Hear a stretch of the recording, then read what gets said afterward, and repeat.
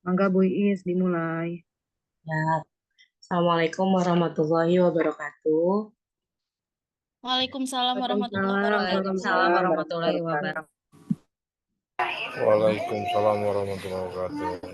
Waalaikumsalam warahmatullahi wabarakatuh. Selamat malam Bapak Ibu semuanya. Yang terhormat Bapak Ibu yang sudah hadir pada malam hari ini. Terima kasih karena sudah menyempatkan waktunya pada malam ini untuk sama-sama kita bergabung dan belajar pada webinar kali ini. Alhamdulillah kita panjatkan puja dan puji syukur kehadirat Allah Subhanahu wa taala karena kita semua diberi nikmat sehat, karena pada sampai hari ini kita semua alhamdulillah dapat berkumpul dalam kegiatan webinar pada malam hari ini. Salawat beriringkan salam marilah kita curahkan kepada baginda Nabi besar kita Nabi Muhammad Sallallahu Alaihi Wasallam, kepada para sahabatnya, mudah-mudahan kita semua umatnya sampai akhir zaman.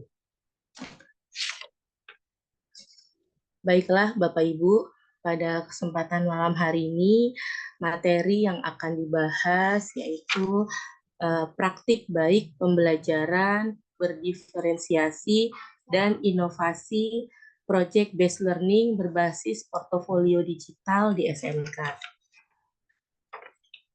Tentunya materi ini insya Allah akan sangat bermanfaat, apalagi kita sebagai guru, khususnya di SMK, guru kejuruan, biasanya banyak sekali digunakan pembelajaran untuk menghasilkan karya berupa portofolio digital.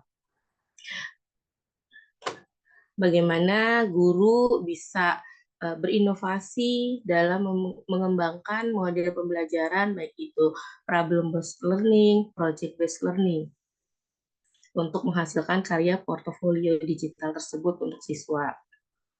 Baik Bapak Ibu, kita langsung saja karena waktu webinar malam ini waktunya mungkin pada saat jam istirahat Bapak Ibu semuanya.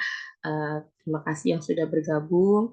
Pada hari ini narasumber kita Ibu Ayu Dwi Puspitasari.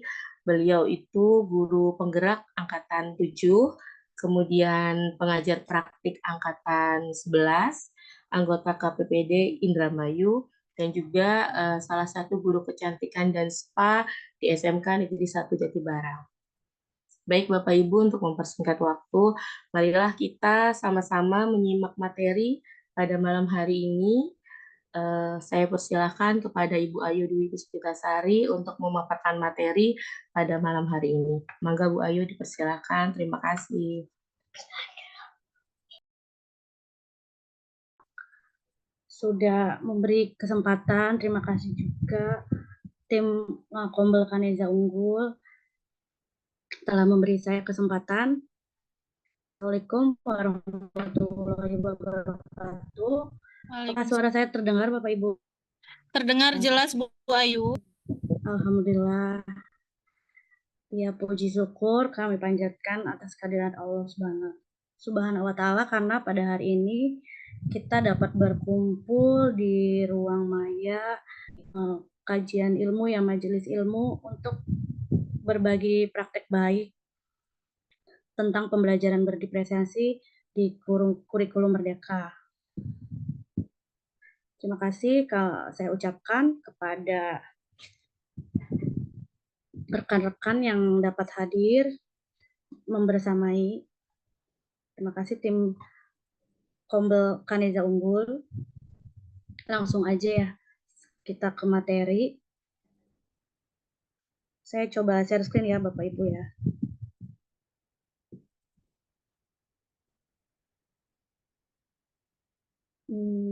Sebentar. Canva-nya tadi sepertinya itu. Nah, ini.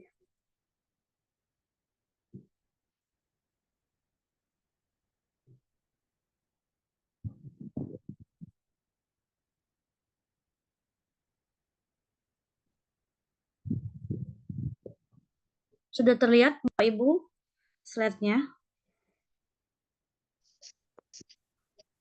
Sudah, Sudah Bu Ayu. terlihat Sudah, Bu. sudah Sudah, Ibu. Bu.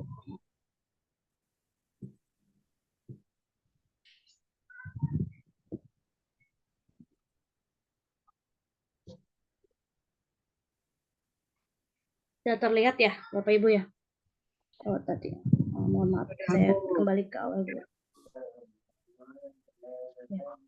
Jadi saya ini menggunakan Canva Pembelajaran DID. berdiferensiasi oleh Ayu Dwi Puspitasari. Ya. Saya mencoba menggunakan Canva DID, Bapak Ibu. Jadi kemarin saya menerapkan teknologi AI di dalam Canva. Jadi saya menggunakan foto saya, kemudian jadinya bisa berbicara. Mohon maaf kalau sedikit narsis. Metode STAR merupakan pendekatan sistematis yang digunakan untuk menjawab pertanyaan. STAR merupakan singkatan dari situation, situasi, tes, tugas, action, aksi, dan result, hasil. Ya, jadi saya menggunakan metode STAR Bapak Ibu, di mana kita berbagi praktik baik, kita melihat dulu situasi bagaimana situasi di sekolah kami, kemudian juga bagaimana tantangan pada saat saya mengajar. Habis itu aksi, kemudian menjadikan hasil atau refleksi. Ini kemudian kita masuk pengertian pembelajaran berdiferensiasi adalah metode pengajaran di mana guru menggunakan berbagai cara yang berbeda untuk memenuhi kebutuhan individu setiap siswa dengan karakteristik, tingkat kemampuan, minat, dan gaya belajar mereka. Tujuan utama dari pembelajaran berdiferensiasi adalah menciptakan pengalaman belajar yang sesuai dan efektif untuk setiap siswa, sehingga mereka dapat mencapai potensi maksimal mereka. Jadi pengertian pembelajaran berdiferensiasi adalah pembelajaran yang menggunakan metode yang berbeda-beda. Kita melihat dulu bagaimana profil siswa, kemudian gaya belajar siswa, kemudian juga minat siswa. Jadi pertama kita membuat asesmen diagnostik ya. Tapi biasanya kalau sudah asesmen diagnostiknya sudah diterapkan pada saat PPDB, kemudian ada di BPBK, kita bisa menggunakan itu. Tetapi misalnya belum ada, guru tersebut inisiatif membuat sendiri tes diagnostiknya dengan cara survei ataupun kuesioner. Kita memberikan kepada siswa dengan metode pertanyaan ringan saja, singkat, seperti bertanya lebih suka belajar dengan menggunakan video, menggunakan suara, ataupun dengan gerakan. Jadi nanti kita membentuk kelompok berdasarkan siswa itu memilih apa. Jadi ketika kita mengajar, boleh kita mengkelompokkan ini siswa tersebut setelah melakukan tes diagnostik. Kemarin juga sudah disampaikan oleh Pak Leo bagaimana cara membuat tes diagnostik. Jadi kita menentukan dulu siswa ini kategorinya apa, apakah visual, audiovisual, ataupun auditory. Kemudian baru membeda-bedakan tugas yang diberikan. Di dalam berdiferensiasi juga terdapat diferensiasi proses, konten, dan produk. Proses di mana proses pembelajaran itu berjalan, kemudian konten, isi materinya apa, misalnya guru menayangkan video dari YouTube, dari apapun ya. Kadang kita sebagai guru harus berkreatif gitu, inovatif, bisa menggunakan games, kita menggunakan quizzes, word wall, ataupun menggunakan sekarang lagi musim puzzle ya, menggunakan puzzle, teka-teki, apapun gaya belajarnya, metode ibu mengajar, boleh PJBL, proses project based learning, ataupun juga yang lainnya ya. Kita lanjut ya. Nah, ini situasinya Bapak Ibu. Siswa SMK yang minat dan bakatnya berbeda-beda, guru harus memfasilitasi minat siswa dengan tes diagnostik awal, pembagian angket kepada peserta didik, siswa mengisi kuesioner dengan pertanyaan ringan, contohnya lebih suka pelajaran dengan menonton video, dengan suara atau gerak.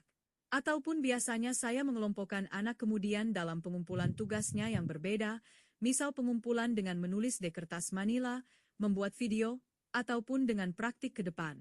Siswa yang kadang malu untuk presentasi ke depan apalagi Iya, kelas Bapak Ibu. 10. Jadi kalau di SMK itu kita harus ini ya, harus kreatif ya gurunya ya. Jadi minggu depan apalagi ya gitu. Di dalam guru penggerak sendiri kita berpikir berbasis aset. Jadi bagaimana kita bisa mengajarkan siswa, tetapi misalnya sumber dayanya tidak lengkap, kita bisa siasati gitu Bapak Ibu. Jadi misalnya kalau di kelas rendah tidak ada proyektor, kemarin saya dapat dari CGP bisa menggunakan kertas lipat dilipat gitu, kemudian dilemparkan ke siswa. Jadi dibentuk kapal pesawat terbang. Jadi nanti siswa dikasih soal-soal, kemudian siswa menjawab. Kemudian juga bisa dengan station learning. Jadi berpindah-pindah siswanya, kita kasih tugas ini, kemudian pos 2, pos 3, pos 4 gitu. Jadi itu menggunakan station learning. Kemudian kalau di SMK itu kadang kita untuk menilai anak itu gaya belajarnya apa, dilihat dari pengumpulan tugas. Jadi ketika guru menugaskan, tugasnya boleh dalam bentuk video, infografis, puisi, ataupun kalian bermain drama, bermain peran gitu. Jadi nanti kan siswa memilih sendiri apa yang mereka akan tuangkan gitu, apa yang mereka akan kumpulkan. Kita bisa melihat, oh ternyata ini mengumpulnya video, berarti gaya belajarnya visual gitu. Kemudian dia bercerita gitu, sambil membaca puisi tapi dengan gerakan, berarti kita masuk ke kinestik. Seperti itu Bapak Ibu.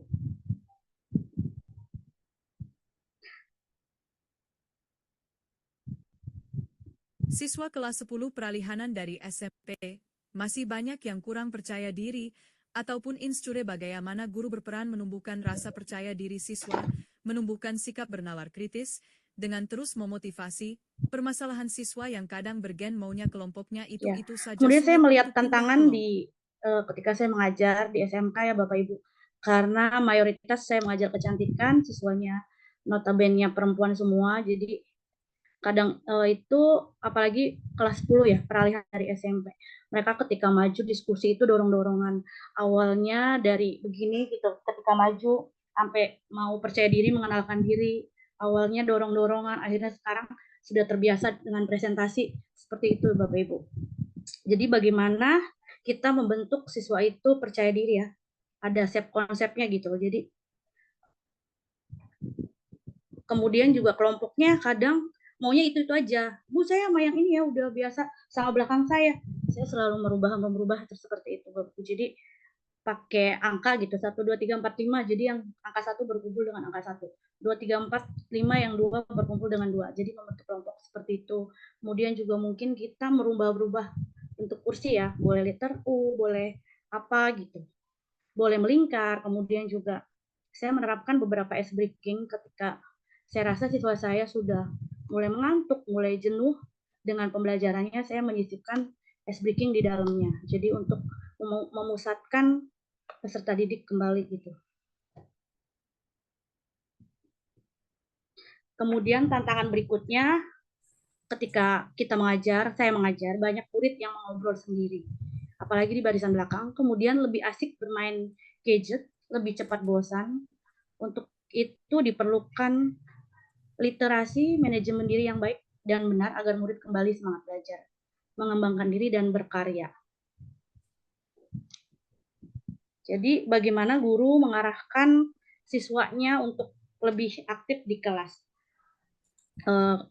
Saya juga sejujurnya di jurusan kami itu waktu itu sedang rusak proyektornya, jadi bagaimana saya mengajar tapi siswa itu tidak bosan. Jadi waktu itu saya mengajar tentang personal branding di bidang kecantikan. Saya mau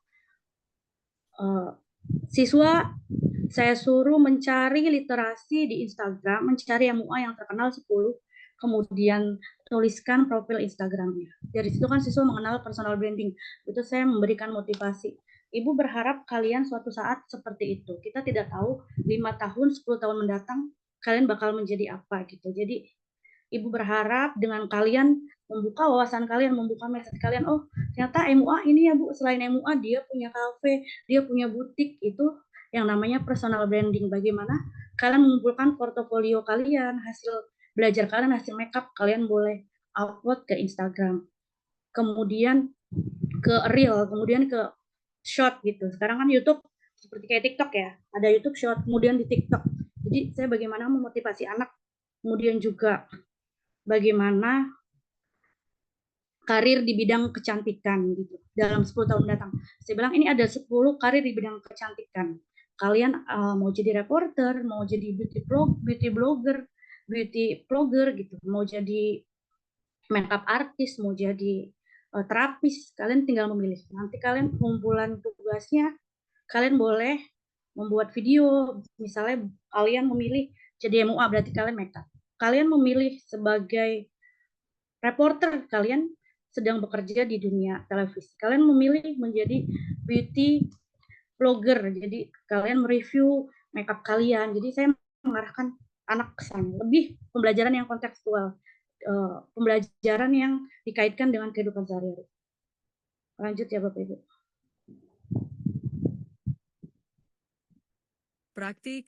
Saya membuat praktik kelompok simulasi salon, hasilnya di-upload di YouTube Short, kemudian ketika pelajaran dasar-dasar kecantikan dengan mencari contoh mua sukses di Instagram, amati profil IG dan ditulis 10 mua terkenal. Kemudian juga membuat kelompok diskusi carikah wirausahawan sukses di bidang kecantikan, tulis di kertas karton. Teori. Kontekstual mengaitkan teori dengan kehidupan sehari-hari, contohnya di teori isu-isu global di dunia kecantikan. Makeup dari masa ke masa mengaitkan anatra makeup zaman Mesir kuno, zaman Ratu Elizabeth, zaman Turki, dan zaman modern dengan contoh seperti itu konkret. Bapak cara saya mengajar. Kemarin masuk tema kewirausahaan. Saya menugaskan siswa menulis di karton dengan pensil, kemudian kalian boleh menggambar-gambar suka kalian dengan kreasi kalian. Kalian cari wirausahawan di dunia kecantikan yang sukses. Akhirnya mereka mendapatkan Wardah gitu, Ibu Subihat gitu. Kemudian ada bukan Siniskin ya, Glow, Sandy gitu. Jadi anak tuh udah saya arahkan profil wirausahawan sukses. Jadi kami memotivasi anak sehingga dia mungkin dalam 5 tahun, 10 tahun mendatang pandangan dia, dan akhirnya siswa itu semangat untuk belajar. Gitu. Jadi termotivasi dengan saya membuka wawasan. Kemudian juga kita menumbuhkan sifat siswa yang inovatif ya, sesuai dengan 6 profil pelajar Pancasila. Di situ ada kreatif, bergotong royong dengan diskusi, kemudian ada juga kita mengaitkan dengan KSN-nya, ada pengambilan keputusan bertanggung jawab, keterampilan berelasi, bagaimana siswa itu berkelompok sehingga menghasilkan tugas yang baik, gitu, ditempel pakai karton. Kemudian juga siswa jadi bernalar kritis, mereka mencari dengan kelompoknya. Saya bilang ini tidak boleh sama ya satu dengan yang lain, tapi kalian boleh. Sekarang banyak sumber belajar, boleh di Google, boleh di Gemini, boleh di AI. Saya tidak membebaskan siswa melihat dari sumber manapun. Oh ya Bu, nemu Bu, ini Bu, penemu something boleh tidak Bu? Oh boleh. Penemu skincare Devina, ownernya boleh nggak Bu? Boleh, silakan kalian tuliskan profilnya. Jadi siswa itu bernarakritis gitu, berkreatif, gunting-gunting produknya, ditempel-tempel, dibikin lingkaran, kemudian mereka presentasikan satu dengan yang lainnya. Kemudian juga mereka, saya suruh membuat kelompok salon. Jadi saya terangkan bahwa di salon itu ada karyawan, ada manajer, kemudian juga ada kliennya juga. Saya bilang nanti mereka inisiatif mengambil uang-uangan pakai daun gitu. Bu ini uangnya ya Bu, nanti gimana Bu? Ya udah ke resepsionis dulu, nanti kalian pilih menu salonnya apa, kemudian diarahkan ke karyawan. Manajernya menyebut karyawan yang bisa mengerjakan itu. Nanti karyawan 2 mengerjakan, kemudian ada kasir. Jadi siswa itu terbuka mindsetnya, oh ternyata salon seperti itu ya mekanismenya ya. Ternyata manajer itu harus mengetahui karyawannya itu bisanya di bidang apa. Jadi ketika klien datang, manajer langsung menugaskan, misalnya, Ayu silakan kerjakan cream bath. Mungkin Ayu itu jagonya terapis gitu. Kemudian misalnya Davi gitu, silahkan pangkas rambut. Mungkin Davi itu stylist jagonya, jadi manajer itu harus mengetahui semua kompetensi yang ada di salon. Kontekstual mengaitkan kehidupan sekarang, masa sekarang, dari zaman dulu ke sekarang sampai kehidupan sehari-harinya siswa gitu. Jadi saya juga memix antara teori, karena saya mengajar itu 10 jam Bapak Ibu, 10 jam dari jam 7 sampai jam 3 sore. Bayangin teori full, saya aja sebagai guru kalau teori full pusing gitu ya. Jadi kadang saya selipkan dengan ini praktek makeup. Jadi siswa awalnya bergantian, kemudian kita kan di kurikulum Merdeka harus mengikuti gaya belajar siswa, minat siswa, kemudian tidak memaksakan. Intinya semuanya kembali ke peserta didik. Jadi ketika Ibu pakai muka sendiri aja ya Bu, jangan gantian. Silakan. Saya selalu seperti itu. Kadang posisi saya memposisikan sebagai teman. Ketika ada masalah harus restitusi, saya memposisikan sebagai manajer. Jadi kadang membuat merasa bersalah. Misalnya ada siswa yang melakukan pelanggaran, saya bilang, kamu gak kasihan lah kok seperti itu terus. Oh setiap jam Ibu kantin tidak izin. Jadi anak tuh saya suka berganti-ganti peran gitu Bapak Ibu. Nah ini yang tadi saya sudah ceritakan Bapak Ibu. Di sini mereka mempresentasikan tentang wirausahawan sukses. Ini kalau nggak salah Something, ini Wardah, dan di sini MS Glow. Jadi siswa itu kami tuntut bernalar kritis, mereka presentasi dengan karyanya mereka sendiri. Ini salah satu berdipresiasi. Kemudian juga kadang ada miskonsepsi, apakah berdipresiasi boleh Ibu tiga-tiganya? Apa harus tiga-tiga diterapkan? Ada proses, ada konten, ada produk. Sebenarnya tidak mesti, boleh salah satunya, boleh dua. Kadang guru kebingungan gitu, apakah harus sampai produk? Kalau proyek kan harus produk. Ternyata boleh dua dan boleh satu yang digunakan seperti itu. Ini hasil mereka praktek ke wajah sendiri, ini praktek kedua. Jadi saya amazing banget, siswa itu ketika praktek, saya baru demo sekali itu benar-benar kok bagus gitu hasilnya. Mungkin kita kan harus mendidik siswa sesuai kodratnya, kodrat alam, kodrat zaman. Kodrat zaman anak itu sekarang belajarnya lebih cepat. Mereka lihat tutorial di YouTube, praktek sendiri di rumah, habis itu dia ke sekolah. Anak itu sangat bersemangat, saya sampai bingung, Ibu kan baru demo makeup sekali ya? Kalian hasil makeupnya sangat bagus. Ya Bu, kami sudah sering belajar di YouTube. Oh kata saya selalu bilang, sumber belajar itu bukan cuma Ibu, kadang Ibu juga belajar dari kalian.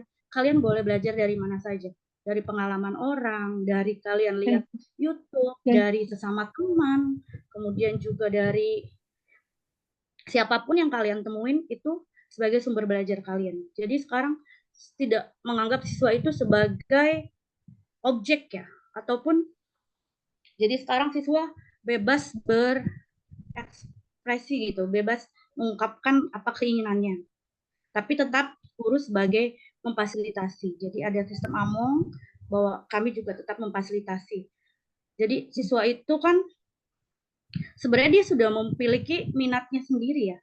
Sudah mempunyai bakat dari lahir. Jadi guru itu tinggal menebalkan. Kadang kami berpikir ketika belajar itu kosongkan gelasnya.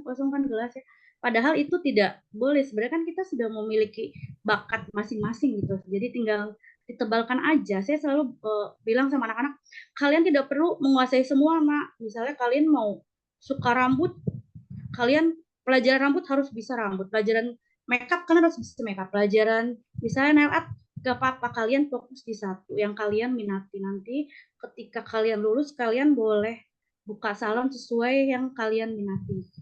Misalnya khusus spa ataupun cuma makeup Bu, saya kalau boleh bergerak di wedding organizer ataupun event organizer. Saya mencontohkan Kirana wedding organizer yang ada di sekolah kami yang punya Paleo dan Bunda Lilis gitu. Saya mencontohkan kehidupan kontekstual gitu. Jadi yang ada di sehari-hari. Ini Bapak Ibu, jadi seperti saya sampaikan, kadang kami kesulitan untuk proyektor, jadi saya menulis panjang lebar di papan tulis gitu. Ini juga saya sudah membuat kesepakatan di kelas. Jadi dengan kita membuat keyakinan kelas, kesepakatan kelas, siswa itu menyadari kesalahannya. Jadi ketika awal pelajaran, siswa itu membuat keyakinan kelas yang mereka sepakatin, Bu, kalau saya telat, saya bersihin kamar mandi. Jadi ketika saya sudah di kelas, siswa telat, tanpa saya berbicara sepatah kata pun, langsung masuk kamar mandi, bersihin di dalam kamar mandi gitu. Kemarin sampai ada telat, gimana ya, banyak kemarin ada, saya bilang, tapi udah ada yang bersihin kamar mandi. Ya udah, kamu bersihin ini aja ya, kata saya, kaca, karena kacanya sudah mulai kotor. Jadi alhamdulillah gitu. Semoga seterusnya siswanya menyadari keyakinan kelas yang telah dibuatnya. Ini praktek makeup kedua, ini ada tamu dari industri, dari Ines. Bapak Ibu. Nah, ini ice breaking yang saya terapkan di siswa, Bapak Ibu. Boleh nanti bisa diputar ya.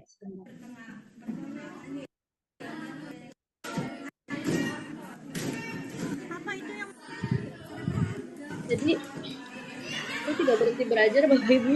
Di Instagram itu banyak sekali konten-konten tentang ice breaking, sampai beranda saya isinya itu ice breaking semua, Bapak Ibu. Jadi saya mendownload, menge-save karena bisa pagi saya mau mengajar. Saya menyiapkan dulu apa ya yang kira-kira anak ini bisa di kelas, karena kan kodrat anak itu bermain ya. Jadi dengan bermain juga mereka belajar gitu. Dengerin dulu.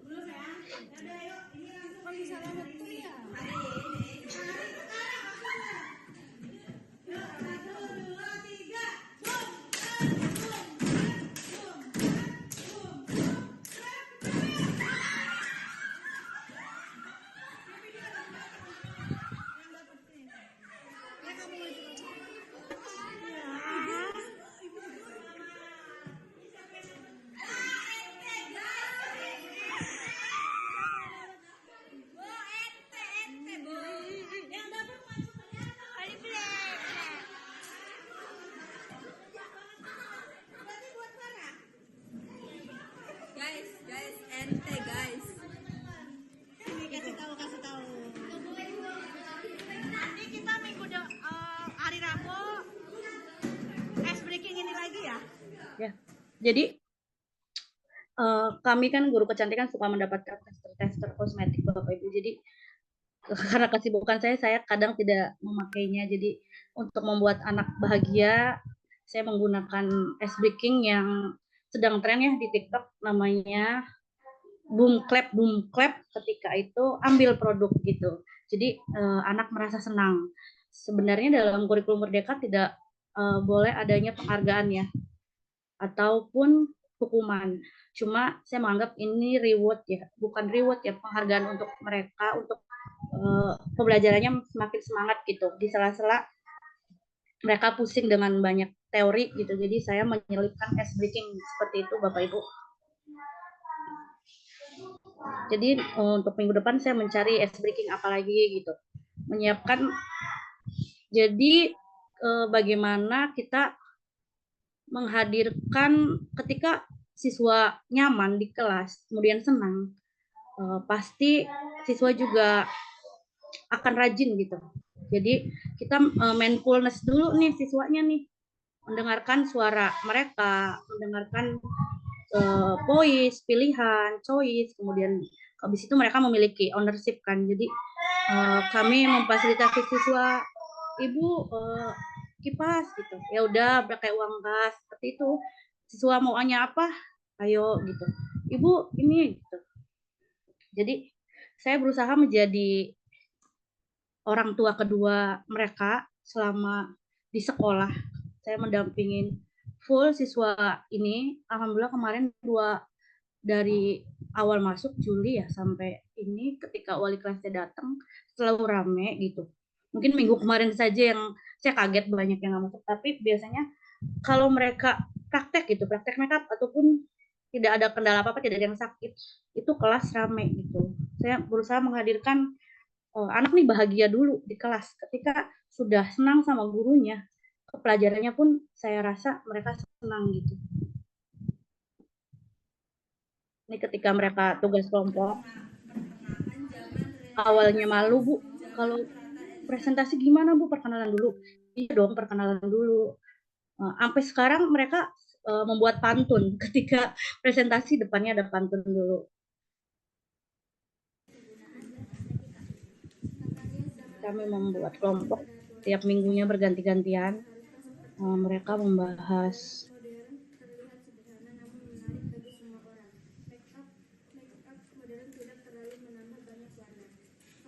tapi mereka masih menggunakan buku ya. Saya belum arahkan ke Canva. Pengumpulan tugasnya belum menggunakan Canva. Baru sebatas membuat video diupload ke YouTube Short. Saya mendampingi siswa secara penuh, menjadi orang tua kedua bagi mereka. Jika ada masalah pun siswa curhat gitu sama saya. Lanjut ya Bapak Ibu. Nah, ini contoh video salon ya Bapak Ibu. Jadi siswa masuk ke resepsionis, mereka memilih apa, memilih perawatan apa, ini penerima tamu dan resepsionis, kemudian diarahkan ke karyawan. Ini manajernya, karyawannya diturunkan satu. Maaf ya kalau ada suara-suara anak yang ngomongnya masih ceritanya mau make up kayaknya, lainnya mau make up kondangan gitu.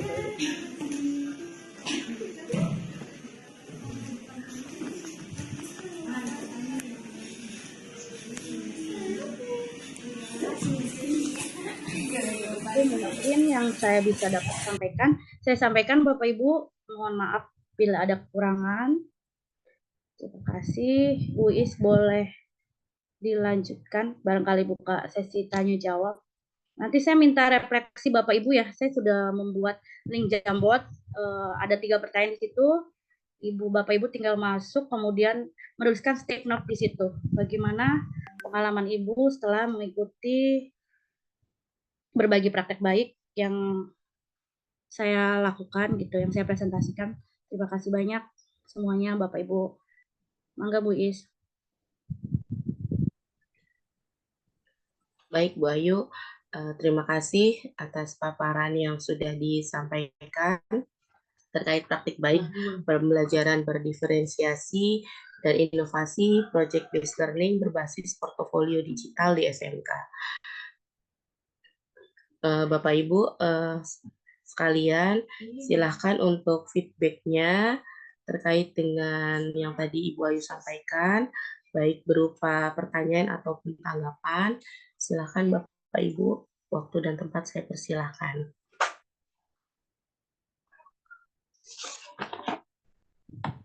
Terima kasih Pak Himawan. Ada PP pengajar praktek saya ketika saya guru penggerak izin mau menyapa Bu Is.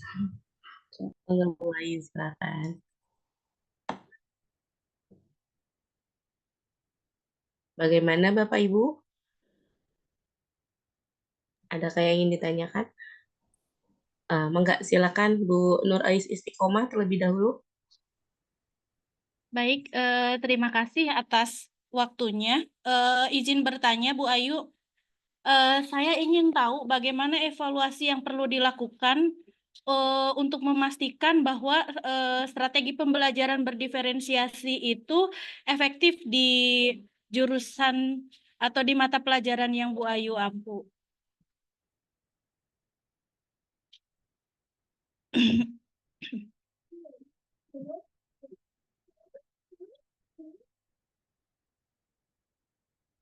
Mau dijawab satu-satu apa nunggu 3 pertanyaan? Dijawab satu-satu terlebih Oh dahulu. iya baik. Saya izin terima kasih Umi atas pertanyaannya yang sangat menarik gitu Umi, sangat baik. Jadi evaluasi berarti asesmen ya Umi ya? Iya. Jadi mungkin saya untuk asesmen siswanya selain dari soft skill ya dan hard, kalau hard kan jelas ya,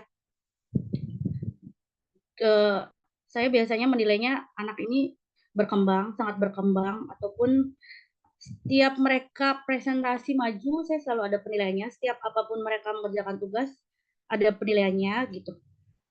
Kemudian dari nilai sikap mereka, nilai sehari-hari keseharian mereka, dari dia cara piket tidak gitu, ataupun ada juga kan eskul setiap itu, jadi kita mengisikan di setiap sebulan sekali juga saya merekap siswa di buku kendali siswa. Jadi saya merekap siswa dalam sebulan itu alfanya ada berapa. Kemudian juga saya membuat kesepakatan kelas sama mereka. Ketika alfanya sudah 10 kali ya, nanti kami ibu berkoordinasi sama BPBK sehingga kalian direstitusi ataupun kita melakukan coaching. Kenapa nih bisa banyak tidak masuknya gitu. Kebetulan siswa kecantikan Umi banyak banget dari daerah sana ya, saya lihat tuh Dana, Bangu 2. Saya bilang jadi hampir setiap hari kadang telat gitu. Saya bilang tapi ya itu dia selalu melakukan kesepakatan kelasnya, selalu bersihin gitu, bersihin kamar mandi, emang sesuai dengan kemauan mereka. Mereka memutuskan ketika telat, saya konsekuensinya itu ibu gitu. Kan di Kumer tidak boleh ya ada hukuman, jadi itu lebih ke konsekuensi, jadi kesepakatan kita bersama. Kalau hukuman kan itu siswa aja, siswa merasa dihukum gitu, merasa takutnya ada dendam ke guru, tapi ketika kita siswa itu mau untuk melakukan konsekuensi, yaitu saya selalu menilai apapun aspek terkecil dari mereka gitu, Umi. Saya menggunakan, saya bilang mungkin kalau di atas 80, 85 saya SB gitu. Ketika dia nilai 80 B gitu. Dari keaktifan mereka, dari hasil kerja kelompok mereka.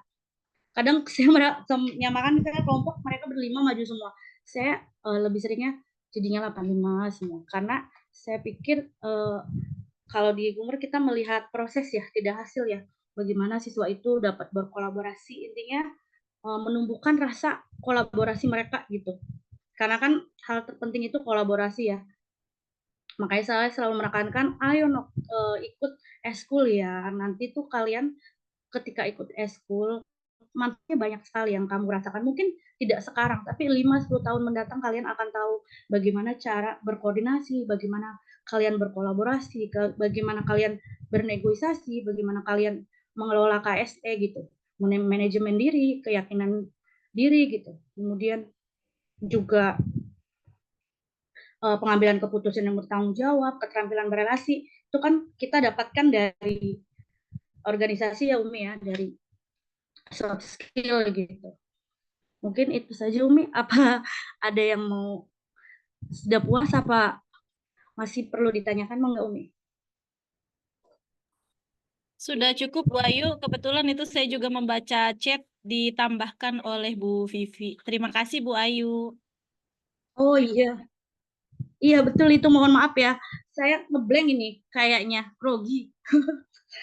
Betul, kita lihat gaya belajarnya ya. Ada, terima kasih Bu Pi atas bantuannya, pencerahannya. Jadi alhamdulillah di SMK Jatibarang itu banyak sekali guru penggerak Bapak Ibu.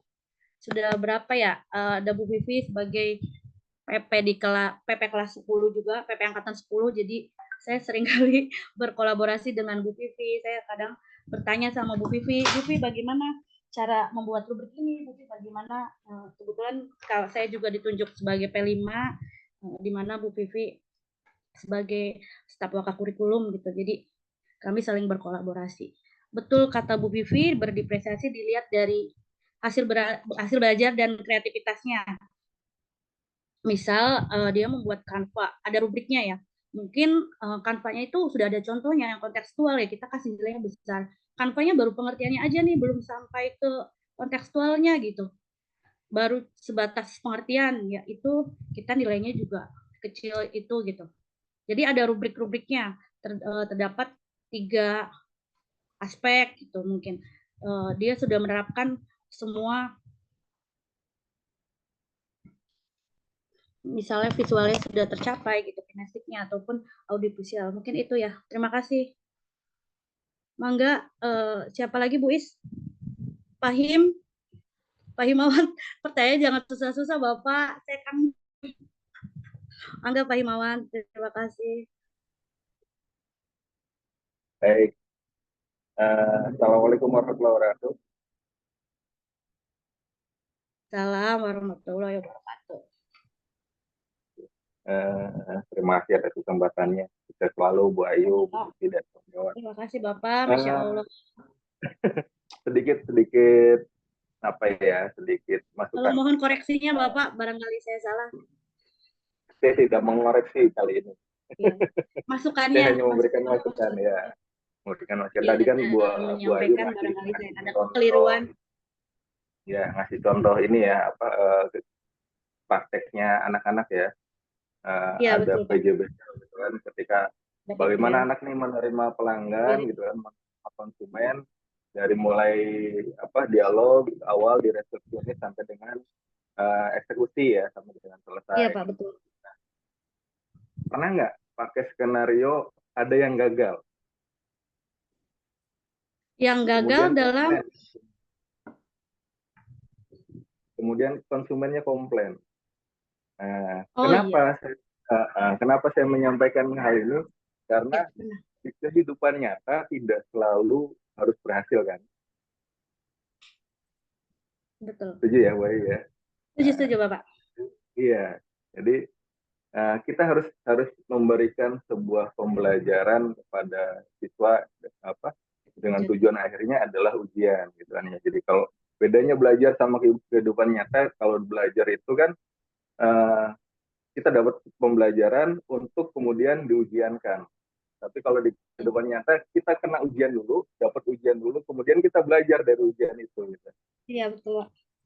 Iya, jadi saya ingin coba deh gitu kan di Bu Ayu, mungkin di kelasnya Bu Ayu, diberikan juga pengalaman bagaimana sih mereka ketika menghadapi ada konsumen, ada customer yang komplain. Karena belum tentu mereka siap gitu, baik secara fisik maupun secara mental. Dan ini penting diberikan agar ketika mereka nanti PKL gitu, atau pada saat mereka nanti menjadi pengusaha berjalan, itu tidak kemudian depresi, kaget ketemu konsumen, aduh saya baru buka baru seminggu ternyata sudah ada yang komplain, tutup aja, jangan sampai seperti itu ya. Itu sih Bu Ayu yang saya ingin sampaikan. Yang lainnya memang sudah bagus, dan di buku pelajaran mungkin di modul-modul juga tidak pernah ada dibahas bagaimana ketika konsumen komplain gitu. Padahal di kehidupan nyata ini sering sekali terjadi. Ya. Itu saja dari saya Bu Ayu, masukannya, mudah-mudahan ada pengalaman baru sehingga mungkin Bu Ayu juga dulu waktu jadi praktisi pernah kena komplainan, bagaimana sih rasanya dikomplain, panas perihnya bagaimana gitu kan. Nah, jangan sampai nanti anak-anak dari anak-anak didiknya Bu Ayu itu ya belum siap secara mental gitu. Karena kan mereka masih SMK, PKL, kena komplainan, bisa-bisa pulang Bu. Iya, betul. Itu sih sedikit masukan dari saya, kurang lebihnya mohon maaf. Terima kasih. Assalamualaikum warahmatullahi wabarakatuh. Waalaikumsalam warahmatullahi wabarakatuh. Terima kasih Pak Himawan, Masya Allah pencerahannya. Jadi Bapak Ibu, Pak Himawan ini salah satu pengajar praktek saya ketika saya GP7. Jadi beliau yang banyak memberi motivasi, semangat, dorongan, dan berbagi praktek baik, bagaimana harus bersikap gitu. Jadi bagaimana pembelajaran ini, pokoknya saya mentornya itu Pak Himawan yang membentuk saya seperti ini. Terima kasih Pak Him telah membersamai mendampingi kami CGP Angkatan 7 di kelas 7, sehingga kemarin dari 7 orang alhamdulillah beberapa menjadi pengajar praktek itu atas berkat Pak Himawan. Jadi Bapak Ibu, betul sekali Pak Himawan, kemarin juga saya sempat menyampaikan ketika kalian dapat komplain gitu, ketika smoothing, jadi saya sudah menyampaikan di sanitasi di bagian itu Pak Himawan gitu ke siswa bahwa ketika kalian dapat komplain apa yang kalian harus lakukan gitu. Kemudian jika ada yang mau smoothing tapi rambutnya habis warna gitu, kalian jangan langsung menerima gara-gara itu ada lumayan nih Bu gitu, tapi kalian lihat kondisi rambut dulu. Ketika rambutnya sudah tidak bisa diapa-apain, rusak banget, mungkin rambutnya habis diwarna, habis itu smoothing itu kan rusak. Kalian jangan menerima.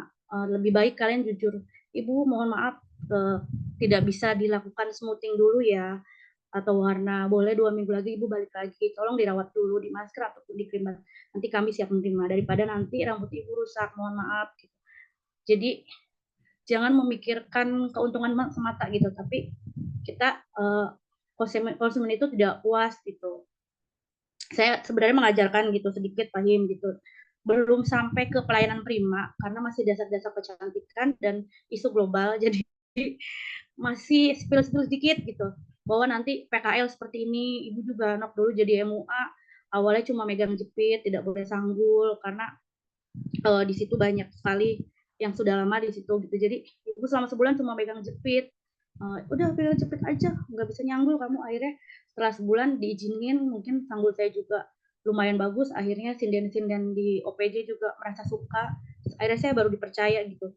Jadi saya menyelip-nyelipkan bagaimana nanti ketika kalian menjadi MUA susahnya gitu, kalau di luar kota syuting masak ala chef gitu di dalam taman baluran, sedangkan api harus nyala tapi angin kencang, jadi kan hari itu gagal syuting karena kendala faktor cuaca banyak sekali. Ketika PKL juga saya juga menyampaikan di luar kota itu berat gitu, ada kakaknya yang nggak kuat gitu, kayak harus izin, harus tidak kuat mental gitu dengan mungkin sama karyawan di situ ataupun dengan atasannya, ataupun bukan atasannya yang pemilik salonnya. Saya sudah menyampaikan gitu Fahim gimana susahnya gitu.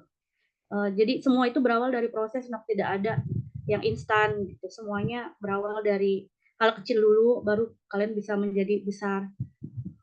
Terima kasih Pak Himawan atas masukannya. Saya nanti akan berusaha menyelipkan, jangan motivasi sukses terus, tapi lihat juga bagaimana kita jatuh bangunnya, merangkaknya gitu, nangis-nangisnya gitu, nangis darahnya gitu, sampai di posisi mungkin itu gitu, seperti itu. Terima kasih Pak Himawan. Bu Is, silakan Bu Is. Baik, Bu Ayu, ada satu lagi yang sudah raise hand, Bu Vera Purwanti, mangga Bu, dipersilakan. Terima kasih Ibu Iis sebagai moderator. Ibu Ayu Dwi Puspitasari merupakan pendamping guru penggerak saya. Ibu, terima kasih atas pencerahannya. Izin bertanya terkait dengan pembelajaran berdiferensiasi yang sudah Ibu sampaikan. Sejauh yang sudah Ibu lakukan tentang pembelajaran berdiferensiasi, apa kelemahan atau kekurangan? Pasti kan mode pembelajaran itu ada plus minusnya ya Bu.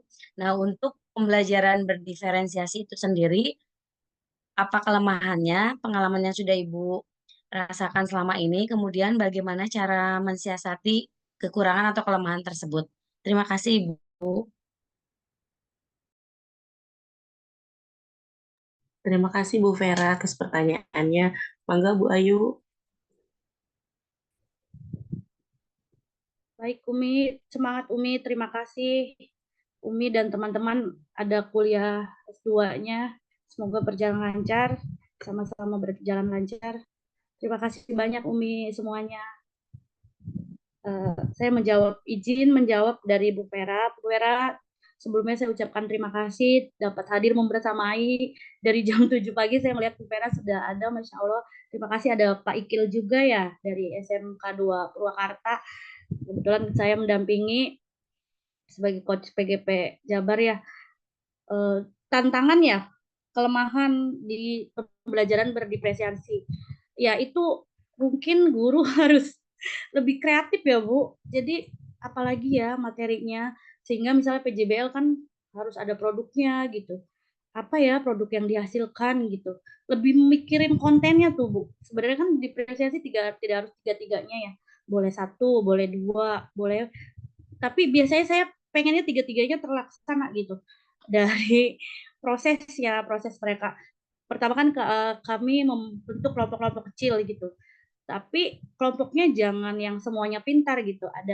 Jadi nanti menjadi tutor sebaya gitu. Ada sedang sama pintar. Jadi mungkin yang kemampuan tingginya mengajarkan yang sedang gitu, ataupun yang rendah gitu. Jadi biasanya kan kalau siswa tuh bertanya sama guru malu ya Bu. Tapi ketika bertanya sama teman, mereka akan lebih pembelajarannya itu akan lebih baik gitu. Jadi saya mungkin kesulitannya itu. Terus kadang pengumpulan tugasnya tuh mereka masih inginnya sama semua tuh Bu. Misalnya semuanya video, ya udah video semua. Padahal mungkin gaya belajar dia tidak sesuai dengan pengumpulan tugasnya gitu. Tapi ya udah deh Bu, saya ikutin aja gitu. Saya bercerita dulu, saya ngajar PKK Ibu. Jadi ketika saya memaksakan siswa mengikuti yang saya mau, saya waktu itu praktek membuat kulit jagung dijadikan bunga Bu, karena ada di bukunya, di modulnya.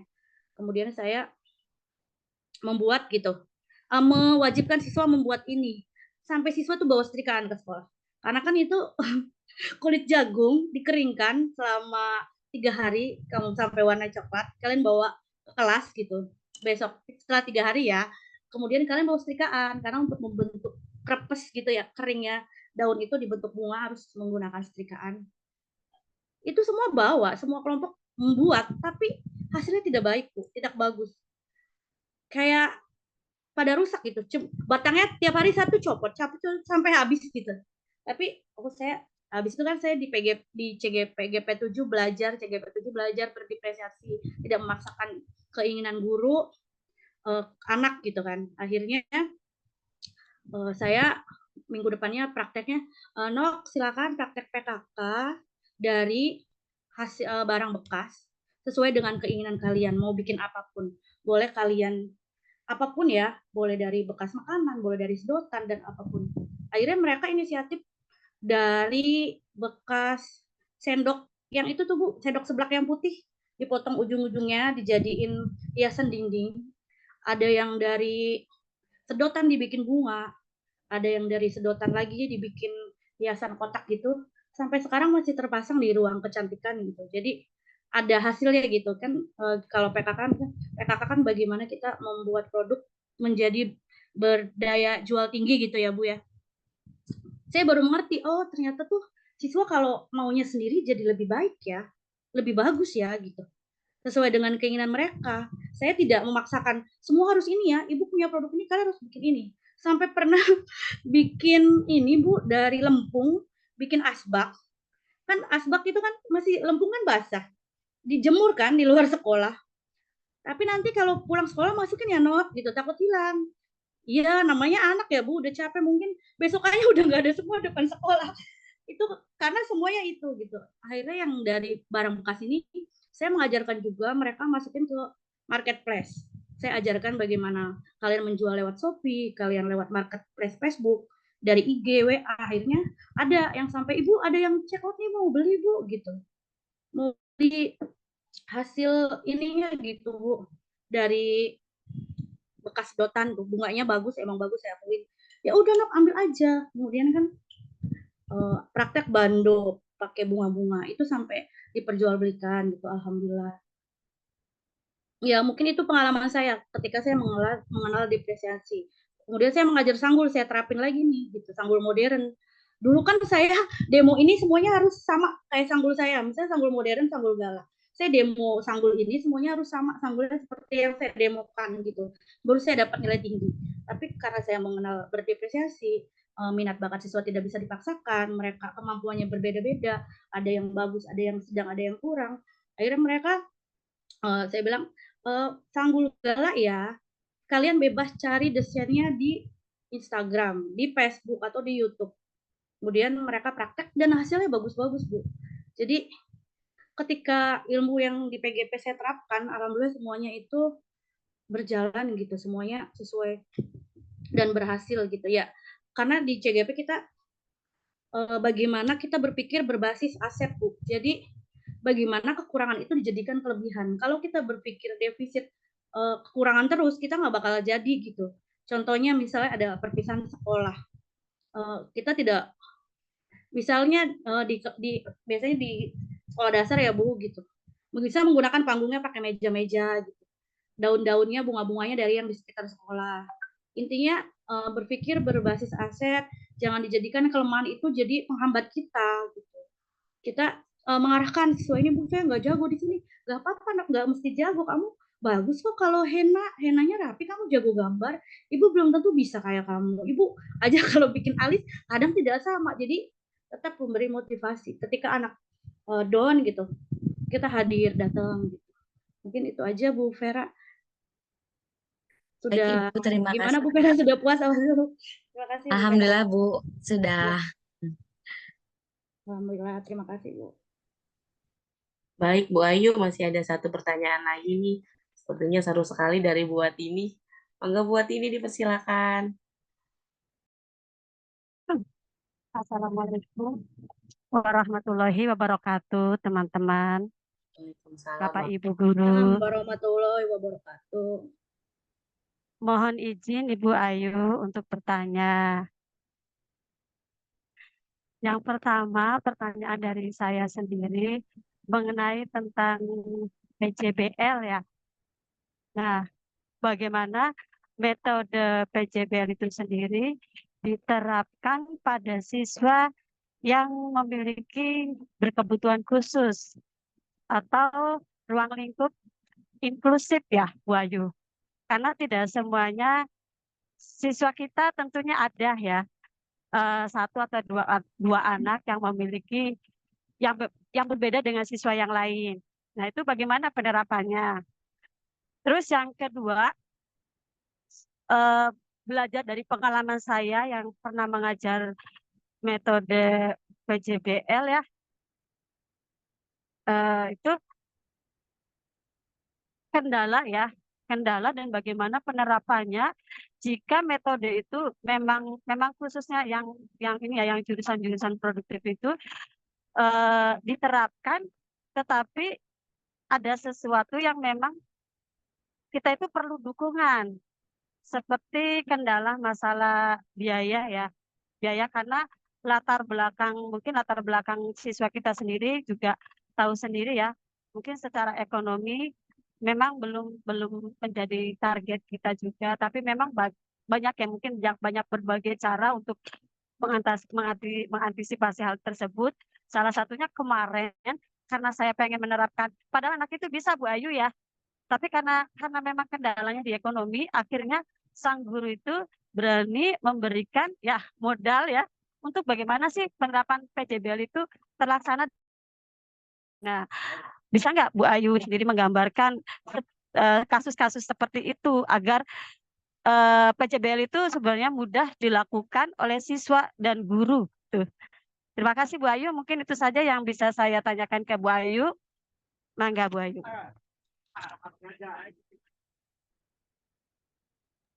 Terima kasih Bu Watini atas pertanyaannya.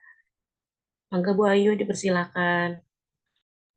Terima kasih Bu Iis, terima kasih Bu Watini atas pertanyaannya yang sangat baik, sangat bagus sekali ya Bu. Terima kasih. Jadi PJBL untuk siswa yang berkebutuhan khusus ya Bu, inklusif, bagaimana penerapannya. Sepertinya pengalaman Bu Watini ya mendampingi. Kalau boleh tahu maksud alatnya tuh seperti apa Bu? Alat yang harus digunakan. Kalau untuk ini ya, siswa berkebutuhan khusus sendiri memang belum saya terapkan. Cuma saya pengen tahu gambarannya sebagai guru penggerak yang mungkin lebih berpengalaman ya untuk hal-hal seperti itu. Jadi sekiranya kita ada gambaran apakah harus dipisahkan ataukah memang harus disamakan dengan siswa-siswa yang lainnya, seperti itu Bu Ayu. Mohon penjelasannya. Iya baik Ibu, terima kasih. Saya menurut pandangan saya ya Bu, jadi karena kan saya belum pernah kayaknya dulu mengalami, cuma tidak pernah masuk ke Kaneza gitu, tapi tidak berkebutuhan khusus banget, mungkin daya tangkapnya lebih lama dari sebayanya ya gitu, tapi sebenarnya bisa gitu. Jadi menurut saya ini harus sistem AMONG ya, pendampingan ibu ini harus ekstra. Jadi ada penanganan khusus untuk siswa tersebut gitu. Jadi buat ini lebih lagi gitu dibandingin yang lain kan sudah cepat tanggap gitu. Mungkin kalau yang ini kebetulan saya juga di CGP ada yang di SLB ya. Jadi beliau mendampingi bagaimana berdiferensiasi di itu kan. Jadi kalau di SLB itu menanganinya itu satu-satu, misalnya tunagrahita khusus tunagrahita gitu, tunarungu khusus tunarungu gitu. Mereka itu aspeknya berdiferensiasinya asal siswanya mau menggambar itu udah suatu kebanggaan gitu untuk guru. Berarti ini ya emang tiap hari mungkin supaya gambar ya nggak apa-apa gambar aja gitu terus. Jadi mencari potensi yang ada di dalam diri anaknya gitu. Dampingin misalnya kita tidak mungkin ya menyamakan SKL-nya siswa tersebut gitu. Standar kompetensi ininya ya lulusan gitu SKL-nya ataupun CP-nya gitu. CP-nya mungkin tidak tercapai ya Bu ya. Tapi ya kita harus membedakan misalnya yang lainnya pertanyaannya tingkat kesulitannya tinggi gitu. Khusus yang ini Ibu bedakan. Mungkin yang lain soalnya hot, tapi yang ini Ibu lebih ringankan gitu pertanyaannya. Ataupun misalnya praktek. Semuanya yang lain udah mungkin ratusan juta atau miliaran karena kan saya tahu buat ini di akuntansi ya. Yang ini misalnya dikit aja nih gitu, 1 juta atau berapa gitu. Mungkin lebih ke tingkat ininya ya, kerumitannya sedang, tinggi, dan itu gitu. Jadi mungkin rubriknya juga dibedain. Jadi kalau yang lain mungkin Ibu rubriknya 1-3 gitu. Kalau yang untuk khusus kebutuhan khusus Ibu rubriknya 2 cukup gitu. Mungkin skor nilainya kalau yang lain sampai 20 gitu sampai 100 mungkin ini lebih dikurangin gitu Bu. Jadi banyak pemakluman untuk kita ya. Jadi kan saya teringat siapa yang bicara ya, kita sebagai guru jangan cuma marah-marah saja ke anak gitu. Tugas kita bukan mencerdaskan, itu urusan yang Allah gitu. Siswa mau cerdas ini sudah ada garisnya gitu. Yang penting kita bagaimana mendampingi siswa gitu dengan ikhlas. Ketika kita ikhlas, ridho gitu, insya Allah anak juga bahagia gitu. Nanti ketika kita ridho, insya Allah anak itu bakal sukses gitu. Jadi bagaimana kita menghadirkan pembelajaran bermakna, siswa itu senang gitu dengan kita hadir. Jangan sampai ketika ibu anak-anak ibu jerapat ya gitu. Kita kan tidak mau ya seperti itu. Maunya kita tuh menjadi guru yang dirindukan sama siswa. Guru yang selalu dinanti sama siswa. Ketika kita tidak ada di kelas, ini Bu ini kemana ya Bu Ayu kemana ya? Buat ini kemana ya? Rindu gitu. Misalnya nggak diajar-ajar udah lama gitu misalnya. Gitu. Menginginkan seperti itu. Mungkin masukan saya seperti itu aja Ibu. Terima kasih. Bu Ayu, buat ini izin menambahkan boleh ya? Mangga Bu Is. Ya. Buat ini teringat tentang anak ABK. Jadi saya flashback ingat kembali pada saat saya masih sebagai guru di SMK Negeri 2 Cirebon. Kebetulan di sekolah tersebut memang sekolah yang menerima untuk anak-anak inklusi. Jadi di Kecantikan pun juga setiap tahunnya pasti ada anak inklusi yang masuk ke sekolahan tersebut. Kebetulan pada saat waktu itu kami pernah ada 2 siswa, ada yang satu tunarungu dan satu yang tangannya itu sulit sekali untuk bergerak. Sementara kan di Kecantikan tangan itu benar-benar semua yang kita kerjakan ya menggunakan tangan. Dari yang bagaimana pertanyaan buat ini yang pertama ya, PJBL untuk anak ABK. Kalau di kami sendiri waktu itu kami terapkan berbeda Bu, mulai dari kegiatan pembelajarannya dengan siswa yang normal dengan yang tidak. Kenapa dibedakan? Karena dari tingkat untuk keterserapan dari peserta didik itu sendiri pun juga pasti mempunyai daya serap yang berbeda-beda. Misalkan dari tunarungu itu sendiri, kalau misalkan saya pada saat mengajar pada siswa tersebut itu tidak bisa dari jarak yang jauh, pasti saya dengan sentuhan dipegang, kemudian saya jelaskan kalau dari ucapan saya dia tidak paham, saya tulis gitu Bu. Jadi dia harus mempunyai tindakan-tindakan khusus Jadi tidak bisa disamakan dengan yang lainnya. Beda juga dengan tuna apa yang tidak bisa gerak tuh ya Bu ya. Jadi tangannya tuh benar-benar sangat kaku untuk mengerjakan apapun dia itu tidak bisa. Jadi kami siasatinya bagaimana? Jadi siswa tersebut itu prakteknya tidak menggunakan model secara langsung, Bu. Jadi kalaupun seandainya menggunakan model secara langsung, biasanya kan di kecantikan kalau di kelas 10 antar teman ya Bu ya, kelas 11, kelas 12 biasanya menggunakan model gitu. Nah ini kalaupun seandainya membawa model, semuanya harus terlibat Bu. Tadi kan buat ini sempat bertanya ya tentang bagaimana keterlaksanaan PJBL itu sendiri baik dari guru dan siswanya. Jadi pada saat itu kami semuanya harus terlibat. Siapa saja yang terlibat. Jadi tidak hanya guru dan siswanya saja, orang tuanya pun juga ikut terlibat buat ini. Kenapa ikut terlibat? Karena kami tidak mau mengambil resiko, Bu. Karena kan kalau di kecantikan kan ada gunting ya, Bu ya, ada hair dryer, semuanya kan berkaitan dengan alat listrik. Ini balik lagi ke bidang studinya masing-masing. Misalkan di boga ada pisau gitu, Bu. Nah, itu di jurusan tata boga pun pada saat di sana itu orang tuanya selalu mendampingi, Bu. Kalau misalkan yang berat ya Bu ya, dalam hal yang berat itu misalkan menggunakan alat listrik, hair dryer, misalkan menggunakan lagi praktek, jadi cutting pun, gunting pun juga kami tidak berikan karena kan itu berbahaya ya Bu, apalagi tangannya sulit untuk bergerak. Jadi yang mudah, jadi kompetensinya pun kami ringankan. Anak itu bisa menyisir dengan rapi, bisa melakukan gerakan hanya mengusap saja itu sudah kami katakan dengan baik gitu. Jadi untuk penilaiannya pun, asesmennya pun kami sederhanakan kembali gitu buat ini. Jadi tidak bisa disamakan antara yang normal dengan yang berkebutuhan khusus.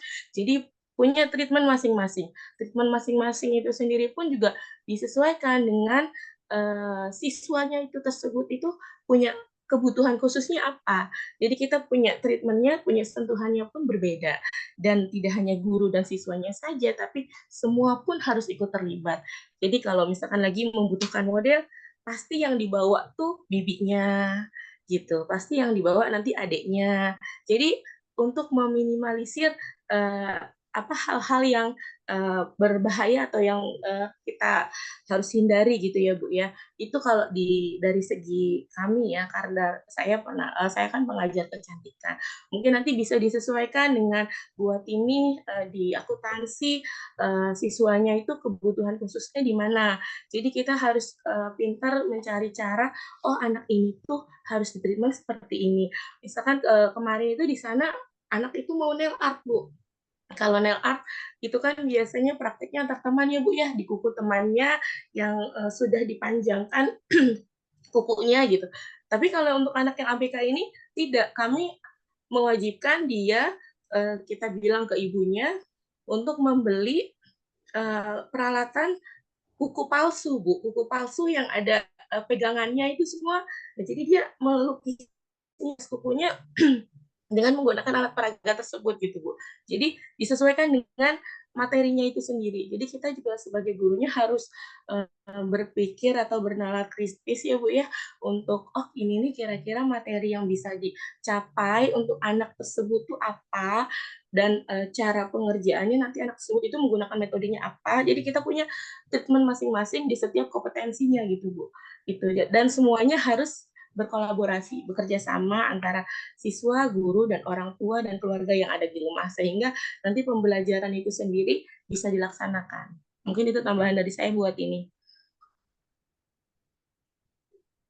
Alhamdulillah, terima kasih untuk Ibu Iis dan Ibu Dewi. Penjelasannya sekaligus contohnya sangat lengkap ya. Mungkin ini berarti juga buat guru-guru yang lain ya, apabila menemukan siswa memang berkebutuhan khusus. Terima kasih, Bu. Sama-sama, Ibu. Terima kasih Bu Watini. Ini ada komentar juga Bu Is dari Pak Himawan. Yes, katanya cek dulu inklusinya apa, tidak bisa digeneralisir, konsultasi dengan orang tua dan pendampingan khusus agar tidak salah memberikan kekhususan. Sama seperti yang tadi Bu Is jelasin ya, ada pendampingan orang tua, Masya Allah, berarti Bu Is sudah mengalami, jadinya saya banyak belajar dari Bu Is. Karena saya belum pernah di kecantikan selama saya mengajar, belum pernah ada yang ABK gitu. Jadi Alhamdulillah jadinya belajar dari Bu Is. Terima kasih Bu Is atas pemaparannya. Terus Sama-sama. itu isi Jamboard Bu Is, minta tolong refleksinya. Tadi saya sudah sematkan di situ Jamboardnya. Bentar, Ya. saya kirim ulang ya. Kok ini ya? Bentar. Absensinya Bapak Ibu, mangga silakan diisi. Sudah pada ngisi, ada yang sudah ngisi refleksi, Bu Is? Saya coba tayangin Jamboardnya ya. Tadi tuh saya sudah kirim linknya. Boleh dikopikan lagi, Bu Is? Oh, nih ada nih. Bentar. Jadi biar ada umpan baliknya ya. Biar terlihat. Ya, mangga Bapak Ibu boleh dilihat diisi Jamboardnya ya. Nanti saya coba share screen, saya bahas sedikit ya. Saya lihat Jamboardnya dulu. Sudah ada isinya apa belum? Oh, belum ada yang mengisi. Ini ada yang masuk Ibu Vera sepertinya V. Mangga, boleh langsung select kemudian stick note ya. Isi di bawah select ada stick note. Bapak Ibu mengisi di situ, bisa pakai HP juga Bapak Ibu. Jadi pertanyaan pertama, apakah yang Ibu Bapak pelajari dari pembelajaran berdiferensiasi? Bentar ya, saya izin share screen ya Bu Is ya. Silakan Bu.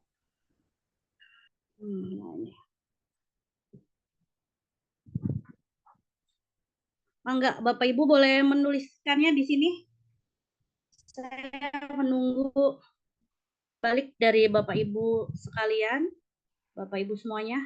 Jadi ada feedbacknya, bagaimana paparan saya, apakah sudah dimengerti ataupun ada yang menambahkan, mengomentari ataupun memberi masukan ya. Kami tunggu masukan positifnya Bapak Ibu agar nanti di materi kombel berikutnya minggu depan ataupun 2 minggu kemudian berjalan. Belum ada yang masuk ya pada pertanyaan kedua. Oh, belum juga.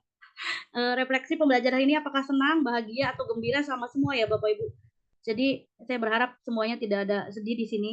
Apakah Bapak Ibu akan melakukan pembelajaran berdiferensiasi di kelas? Boleh Bapak Ibu? Kok ini belum ada yang masuk ya?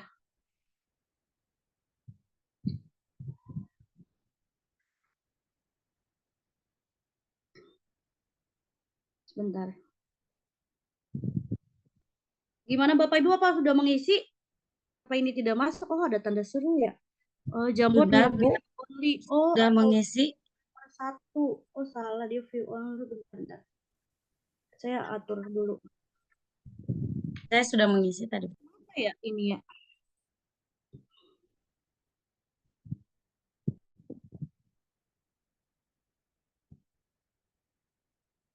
Kayaknya tidak bisa dilihat. Settingannya harus editor, Ibu. Ya, seperti ini. Tidak bisa ya? Oh, harus editor ya? Mohon maaf bentar ya. Share-nya harus, oh editor. Tadi udah Bikin sambil editor. nyetir ya Bu Ayu ya. Ya, Pahim. Ini kenapa ya? Kok tidak bisa ya? Ya udah deh, langsung nggak usah berarti ya. Kenapa muncul? Nanti aja Ibu refleksinya. Ya udah, baik. Sudah Bu Fi, mangga Bu Is. Sebentar saya stop share dulu. Tidak masuk ya Jamboardnya ya. Aja Bu. Ya, mangga Bu Is. Ya. Baik, Bapak Ibu semuanya, alhamdulillah. Oh, ini udah muncul Bu Is. Bentar. Bentar ya Bu Fi ya. Bentar, biar saya tayangin. Ada 3 yang menjawab. Sebentar, biar. Nah, Di sini ada dari siapa ya? Pembelajaran berdiferensiasi memberikan kesempatan bagi siswa untuk belajar sesuai dengan kebutuhan dan minat. Ya, betul. Kemudian juga ini pentingnya mengaplikasikan pembelajaran berdiferensiasi. Tentunya guru harus dapat memanage waktu dengan baik dan pengemasan pembelajaran. Nih, coba kita lihat di kedua ya. Oh, belum ya, udah. Mungkin seperti itu aja. Terima kasih Bapak Ibu yang sudah pentingnya pengaplikasian pembelajaran. Tentunya guru harus memakai tadi udah ya. Terima kasih Bapak Ibu. Saya share screen dulu. Terima kasih yang sudah memberikan refleksinya. Silakan Bu Is. Baik, Bapak Ibu, tak terasa ya, waktunya sudah dari pukul 7 malam sampai sekarang hampir mau setengah 9 malam. Alhamdulillah sudah terpaparkan materi yang telah Ibu Ayu sampaikan terkait tentang berdiferensiasi dan inovasi project based learning berbasis portofolio digital di SMK. Jadi Bapak Ibu, sedikit saya rangkum ya tentang kegiatan webinar pada malam hari ini. Jadi kita sebagai pendidik ya harus bisa memiliki cara yang berbeda-beda untuk memenuhi kebutuhan belajar peserta didik berdasarkan minat dan bakatnya. Bapak Ibu, saya sebagai narasumber sebelum mengakhiri kegiatan pada malam hari ini, izinkan saya berpantun terlebih dahulu. Nanti kalau saya berpantun, Bapak Ibu bilang cakep, oke? Ya. Malam hari makan kuaci. Cakep. Makan bareng sama yang terkasih. Cakep. Cukup sekian acara hari ini. Cakep. Ucapkan banyak terima kasih. Luar biasa. Luar biasa, Bapak Ibu, terima kasih semuanya untuk malam hari ini yang sudah hadir di kegiatan webinar. Foto bersama Bu Is. Ya, sebelum mengakhiri kegiatan, mohon izin untuk membuka videonya terlebih dahulu untuk kegiatan foto bersama. Akan saya screenshot.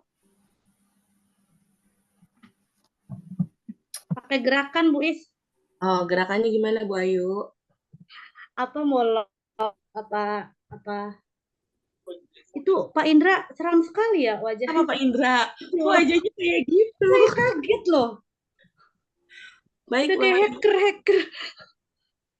Saya screenshot terlebih dahulu untuk yang slide pertama ya.